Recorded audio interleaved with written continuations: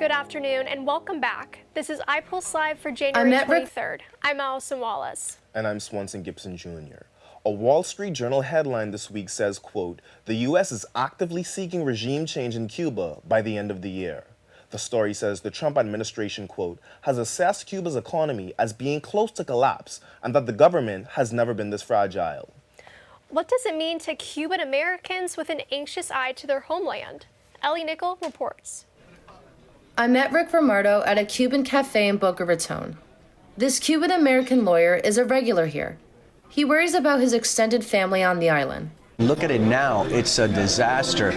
He knows life may soon become harder still in Cuba as the U.S. promises to stop the Venezuelan oil that has long flowed there.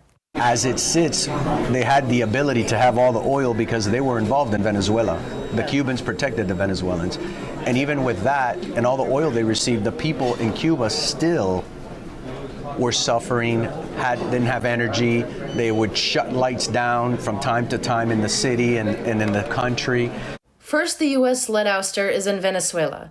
And now the question, is Cuba next? There has to be something drastic to occur for the people to be able to revolt, because when they have tried to revolt, they've been killed and shot, and they have no guns, they have no weapons, so they're oppressed. So I think they're getting confidence now that even though there's some worse times coming, that quickly, hopefully, it could turn around and to be what it was before, which was, it was considered the pearl of the Caribbean. Cuba has been in the grip of communism for nearly 70 years. Now the question, might change finally happen? This time? I'm Ellie Nickel reporting for iPulse News. The headlines on Cuba follow the New Year ouster of Venezuelan leader Nicolas Maduro, captured in a lightning raid by U.S. military forces. Maduro was a longtime supporter of the Cuban communist regime, and his departure is having a ripple effect across the geopolitical landscape. Guide Domenico sat down with Venezuelan students at Lynn University before Maduro's removal and again this week. He has the reaction to sudden change and new questions about what's next in Venezuela. U.S. forces seized another oil tanker in the Caribbean Sea this week, as President Trump fulfills his promise of controlling Venezuela's oil resources after ousting its dictator, Nicolás Maduro. It's like a amazing news. We feel like extremely happy. I sat down with two Venezuelan students at Lynn University. We first spoke last November. Then and now, they asked us to conceal their identities because they worry about reprisals against their loved ones in Venezuela. The cousin of my mom was walking and he was murdered that day. They shot him. And those, and there is nobody is responsible about it. And who shot them was the police and the military together. These students say that while Venezuelans outside the country celebrate, it's a different story inside. They took only one person, but there is still a whole regime working towards having an authoritarian government and just do things against the Venezuelan people. You cannot say anything, you cannot have memes in your phone, you cannot have anything related to celebrating the capture of Maduro. Delcy Rodriguez, who served Maduro as vice president, now rules Venezuela as interim president. Critics of U.S. policy are asking why the Trump administration did not immediately offer support to democratic forces, who claim they were thwarted after Maduro rigged the election in 2024. Right now, it seems that United States are making good business with the regime. The U.S. says it has a plan for a peaceful transition of power, but the details and timing are uncertain. I would say it can take 3 months, it can take a week, it can take years. So it's very difficult to predict what is going to happen. But we will see that already is an improvement in Venezuela for first time in 27 years. However, there is still a lot of work to do, and the regime is there. And what we want is to have a transition so the actual president, who is Edmundo Gonzalez, can take over and hold elections again so we can choose. Away from their home, these students watch as they hope Venezuela takes its first steps into a better democratic future. Guilherme de Domenico reporting for iPulse News. To Greenland now. At an economic forum in Switzerland this week, the president is ruling out military force to acquire Greenland. He is canceling tariff threats against European nations opposed to outright U.S. control of Greenland. All this amid a global uproar that threatened to break the transatlantic NATO alliance. Lilian Carrion has a report. President Donald Trump says he has, quote, formed the framework of a future deal on Greenland after meeting with NATO chief Mark Rutte in Davos, Switzerland. Does it still include the United States having ownership of Greenland like you've said you wanted? It's a long-term deal.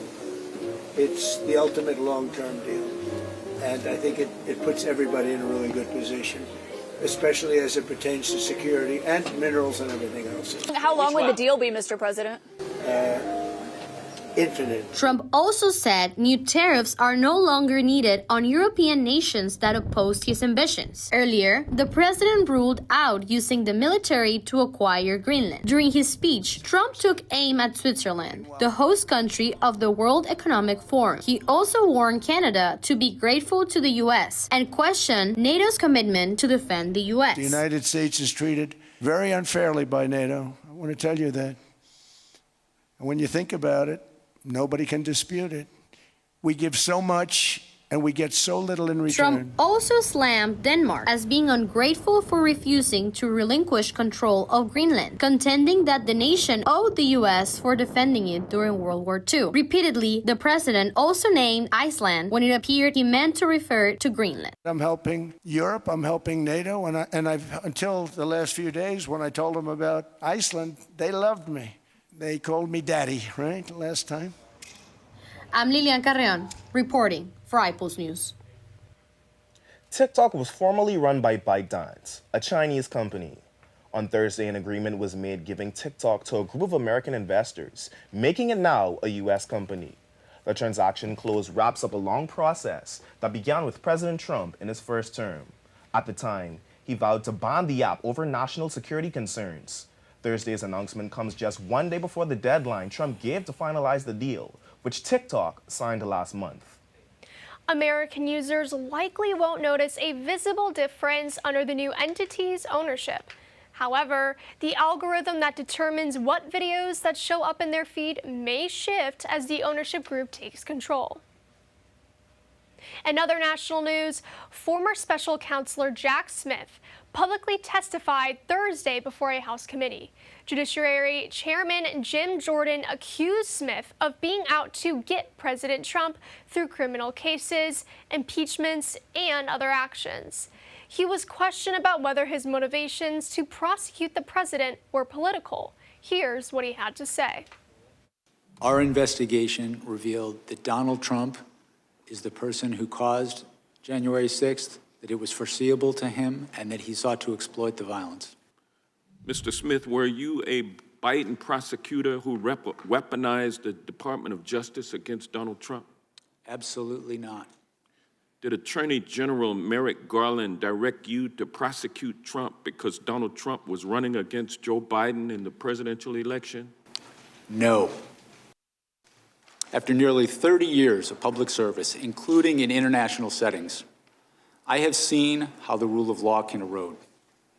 My fear is that we have seen the rule of law function in our country for so long that many of us have come to take it for granted. There is another political drama we are keeping in focus. This one involves the fight over the Federal Reserve's long-standing independence. It matters because the Fed sets interest rates that impact what you pay for a whole range of things in your life. Mitchell Bernstein explains the tug of the war between the Fed and President Trump.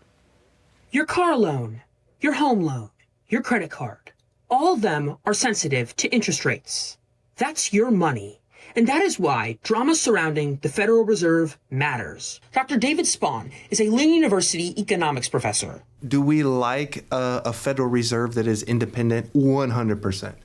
The whole structure was built to be independent. And so we like this idea of independence because instead of politically weaponizing the central bank. What we're doing is we're allowing the central bank basically to take care of the economy. This week, Federal Reserve Chairman Jerome Powell sat in on the Supreme Court hearing that will decide whether President Trump can fire Fed Governor Lisa Cook.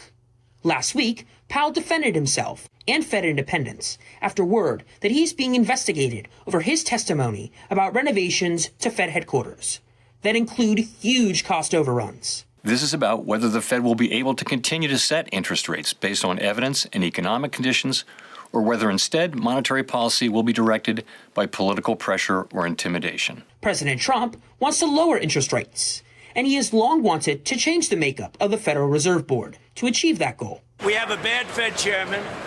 He's bad in a lot of different ways, but he's bad because his interest rates were too high.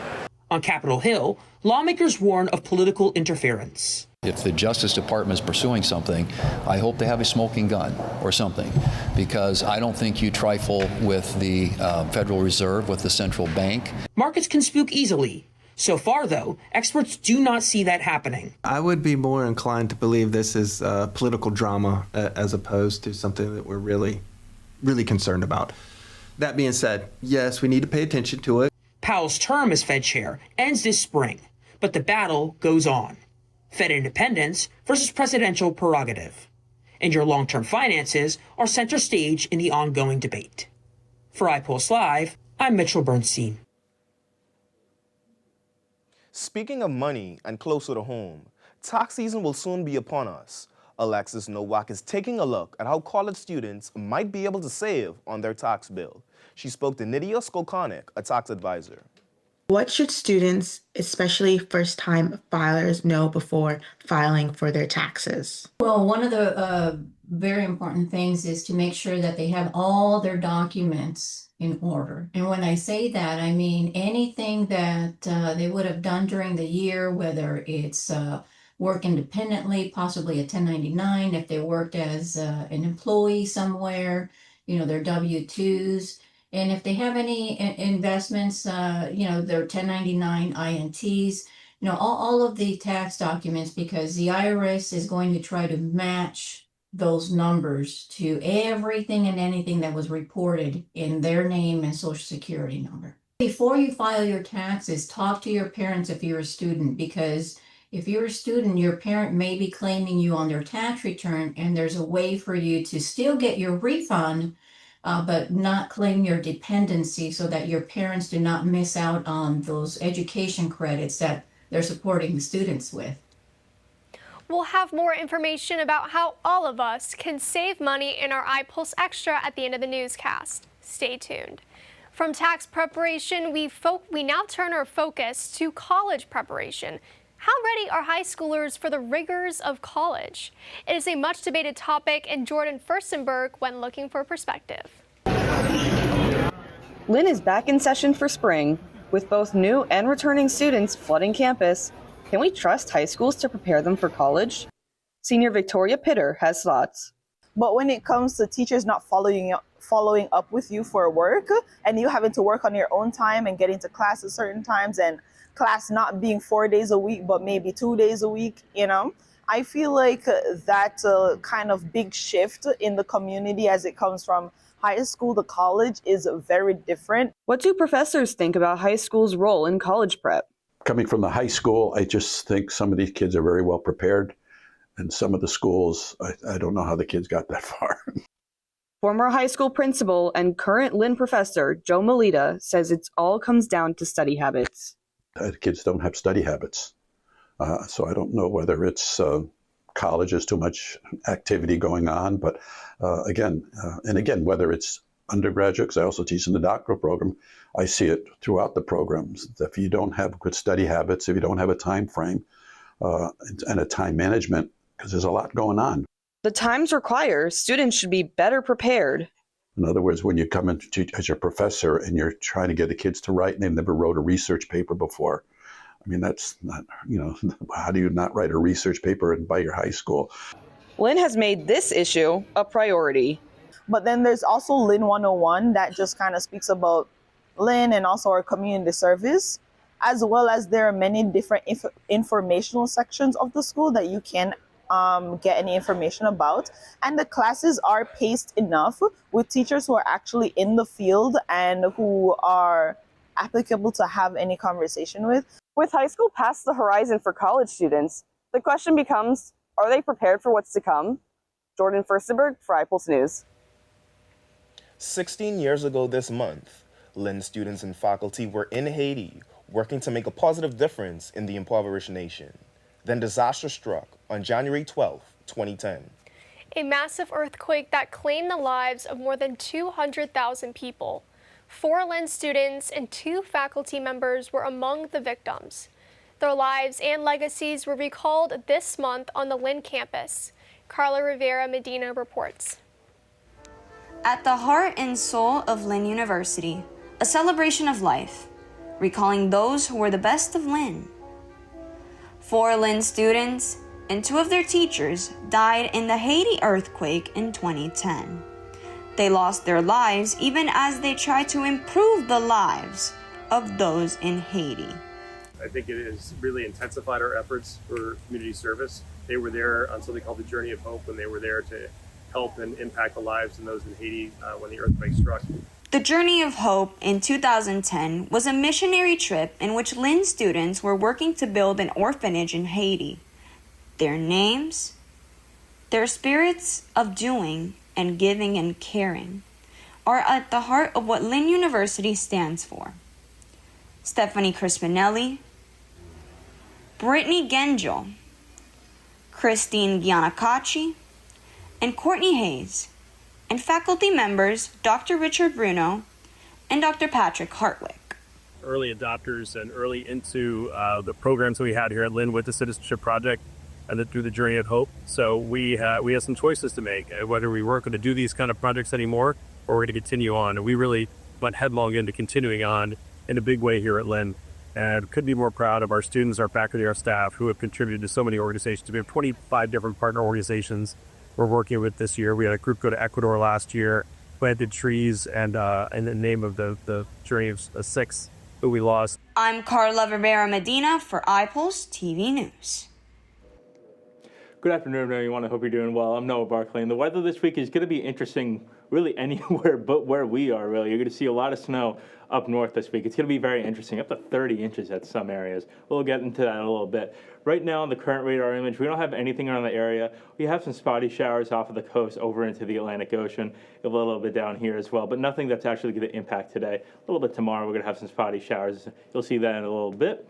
As you'll see on the next radar image, we do have that snowstorm that's going to come up to New Jersey, all the way down over into Texas. It doesn't show Texas quite on this radar image because it's more. This is the later radar image, but it is quite the storm. Like I said, 30, sometimes 40 inches of snow in some areas, especially as we get over here. This is where the big core of the storm is going to be. It's right at this line of where it's going to be snowing, where it's going to be raining, so it actually makes it even colder, and it even leads to some icy rain, which is even worse for some tree fall and things along the lines of that. So a very dangerous situation, especially if you live in Texas as well. It's not going to be as much snow there. It's the deep freeze, though, and many years ago there was a big deep freeze there that caused water, piping, many of those issues. So please, you have to be careful. Reach out to relatives out there as well if you have anyone living out there, because it is going to be a very dangerous situation in Texas and everywhere else, of course.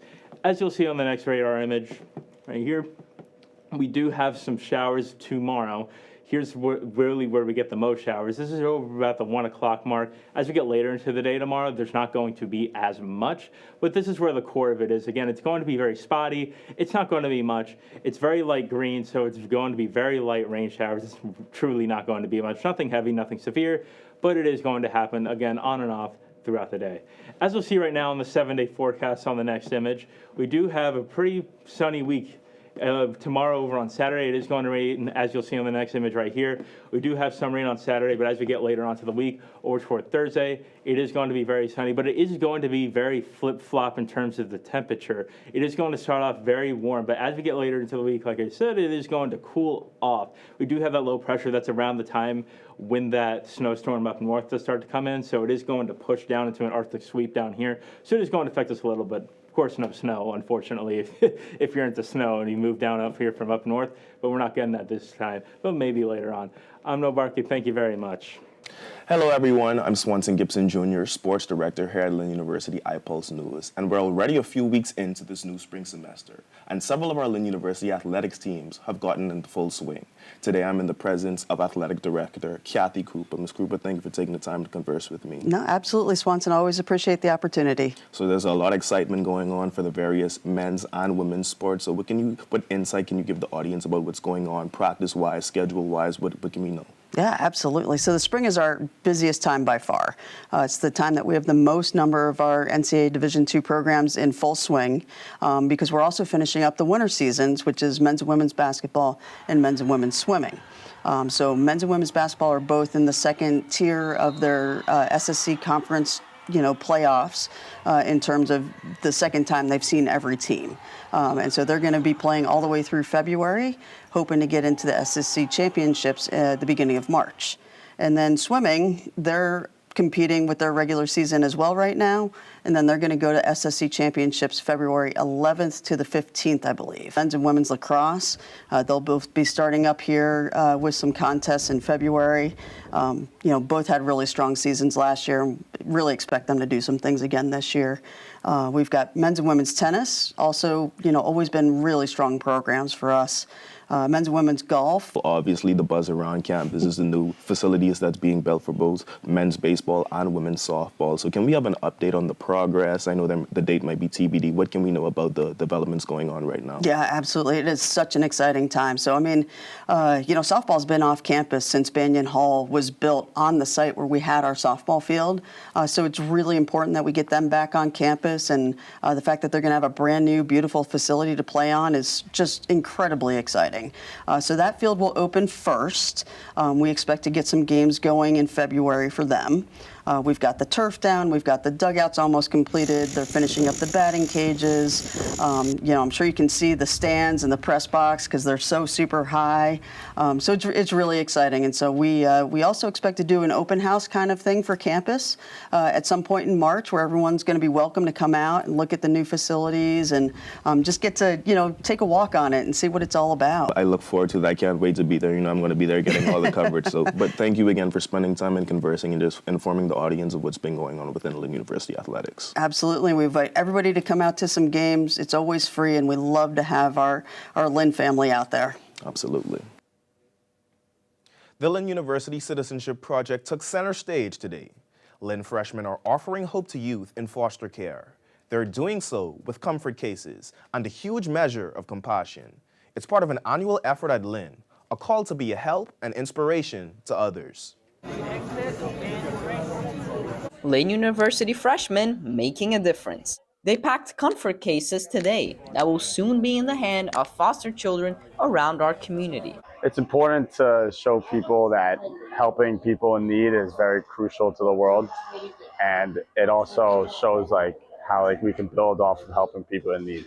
I feel like it's a sweet gesture, for the foster kids, so they feel something in a way. Comfort Cases is the inspiration of one man, once a foster child himself. So Comfort Cases was started 13 years ago, and it was started because our 5 kids arrived at our doorstep carrying a trash bag, just like I carried in foster care back in the 70s. And I just knew that we could do better. I knew what the statistics were for kids in foster care. I know the fact that so many fall through the cracks. But I just thought if we started these kids off, stepping off the curb, knowing that a community loves them, that they'll make better decisions. And so that's why it's important to give them all the essential items that are brand new, by the way. So when they are there on their first night, they know that we thought about them. Rob Shears says that in order to fix the foster system, change must come from within this generation. I say this all the time, kids helping kids. That is exactly how our world will get better. I believe this generation is getting it. And when they get it, change happens. Lynn University freshmen making a difference in the community, one comfort case at a time. Irene De Domenico reporting for iPulse News. Love, it's a feeling that can't really be described. It bonds people. But what happens when that love faces separation? In my new podcast, Love from the Home Front, I sat down with my brother Jake Wallace, a Marine officer candidate. He discussed the challenges his relationships faced.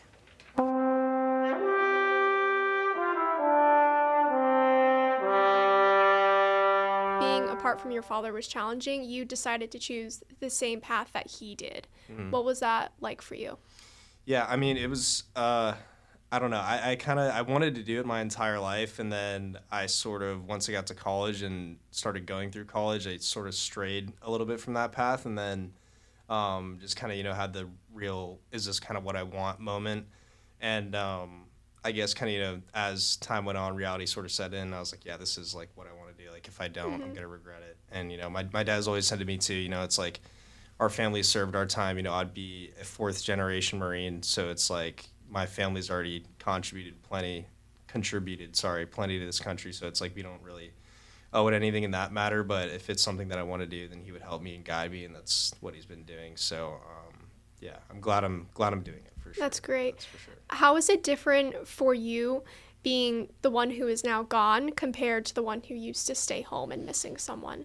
Okay, yeah, good question. Okay, so I would say honestly, somebody put this really well in actually a different podcast that I heard and listened to. The best ways to put it is like when you leave, like everything for you kind of stops. But that's not really the case for, all your people and all your friends back home and everything. Like all their lives are going to keep moving. Everything else is going to keep happening for them while you're just kind of stuck in that one little spot of, no contact and being away from them and being away from home. So it's definitely hard, knowing that like everyone's kind of getting back into their routine and, getting back to doing stuff the way that they do in their daily lives, but without you in it. It's kind of a interesting thing to think about. It's just like a crazy experience going from not seeing any of your loved ones at all for, 5-6 weeks to months, if anybody else ever has, to seeing them immediately. Like it's pretty great experience. Just try to stay connected. The letters are great. Letters are really good, especially positive ones. No bad news. But yeah, definitely letters. Just send as many letters as you want, because I guarantee you, the second they get to your loved one, they're gonna do nothing besides smile and read. Godspeed and Semper Fidelis.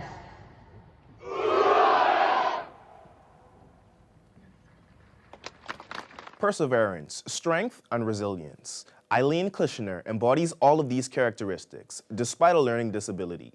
Over the course of her career, she opened 5 McDonald's restaurants with her husband. Even cooler, she's the grandmother of iPulse reporter Carly Hochberg. She brings you the story. Born in 1944 in Fort Wayne, Indiana, Eileen Kushner enjoyed a happy childhood. But as she grew up, she began to notice that reading and math were becoming increasingly difficult. The kids used to snicker and laugh, and the teacher would call. They always called on me, Carly, and they knew it was so hard for me. In 1963, Eileen and Larry got married. Eileen got her first job at McDonald's in 1975, where she began to thrive. I was upgraded. I did register. I learned the grill. I did French fries. I wiped tables. I cleaned bathrooms. And so I really knew McDonald's inside and out. But she wanted more. I made an appointment with one of the big shots in Detroit at McDonald's corporate office. I told them that I had challenges, but I would be willing to do anything. But I wanted to buy my own McDonald's. To her surprise, they said yes. We believe in you. We believe in you, and we know that you will make a wonderful owner-operators.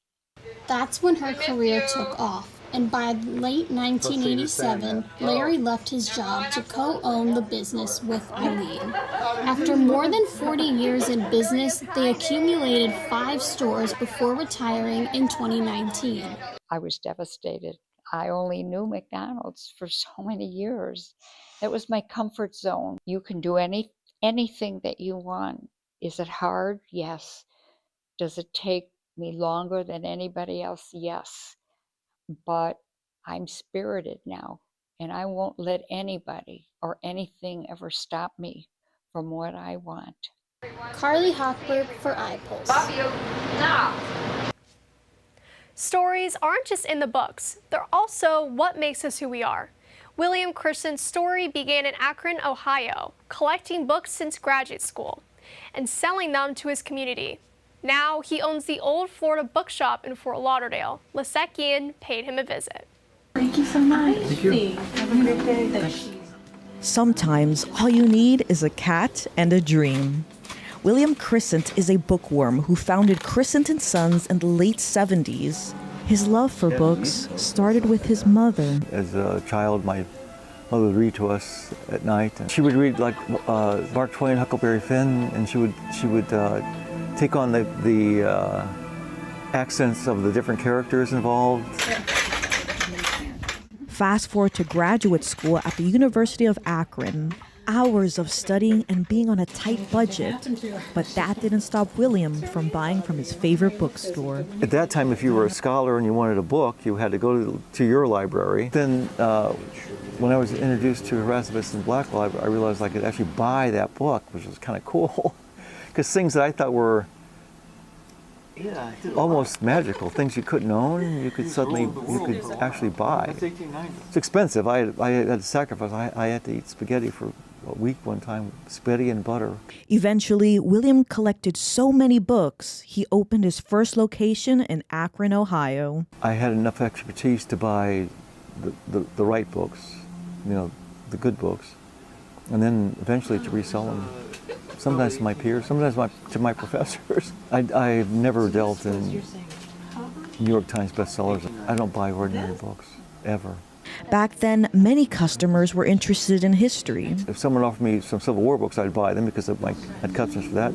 The world has changed so dramatically since then. In 2009, he opened the Old Florida Bookshop. It's home to 50,000 books, all from collecting and donations. It's also home to Peter. So now, my customers are younger people, mostly female people. I sell no Civil War books, virtually. I sell a lot of psychology, poetry, classical literature. For William, nothing compares to a physical book. The binding, the papers, gives me fabulous paper.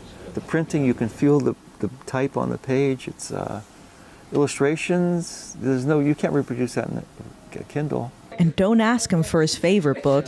It's something personal. You just ask him, what's my favorite child? I can't answer that.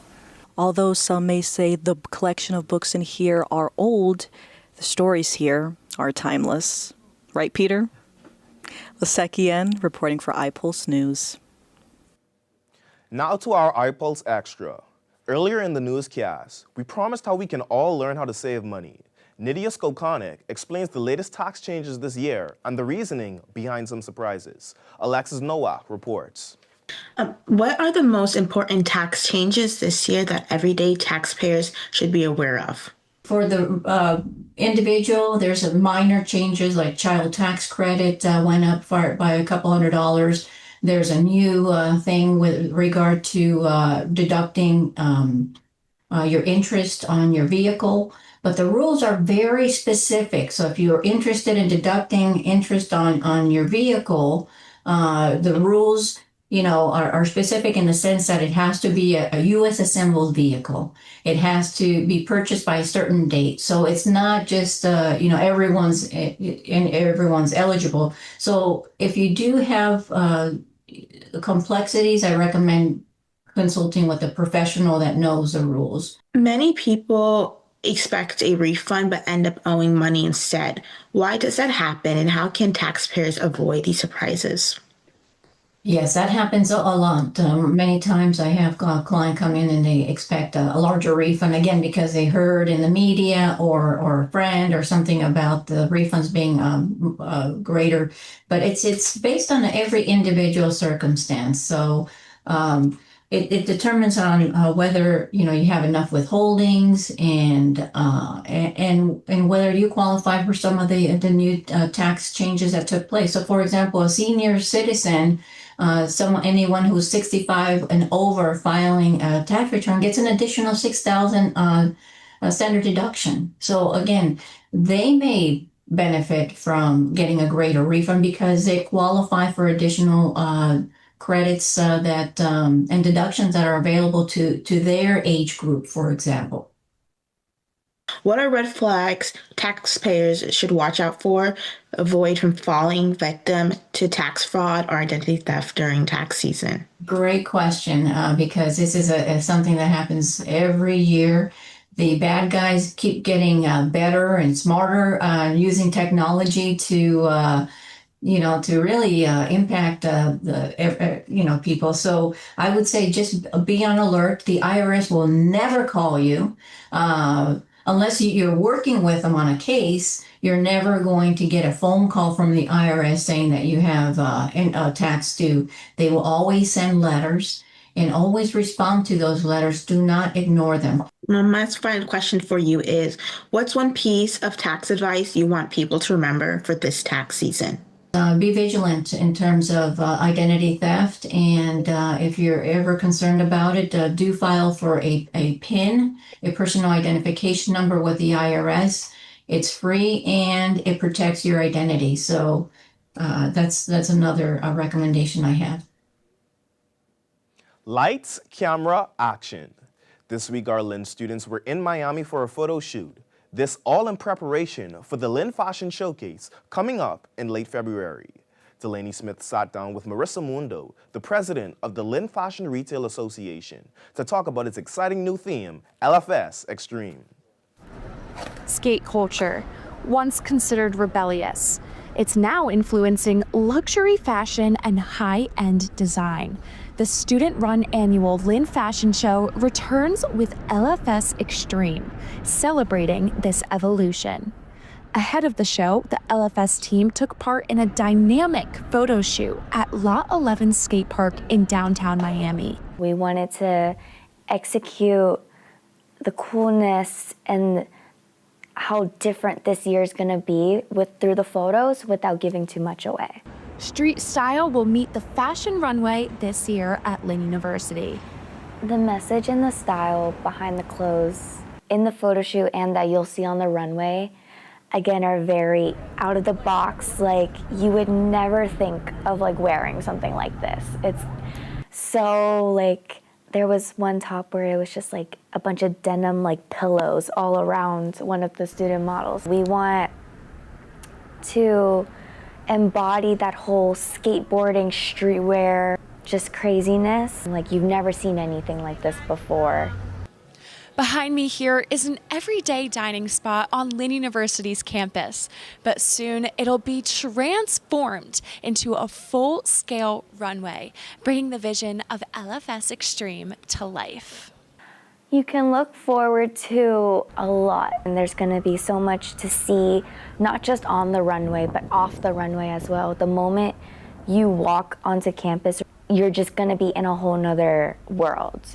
This year, Lynn Fashion Showcase has partnered with global fashion leader Albania Rosario, founder of the Fashion Designers of Latin America. Albania, the CEO, who's basically producing the show, she loves the students.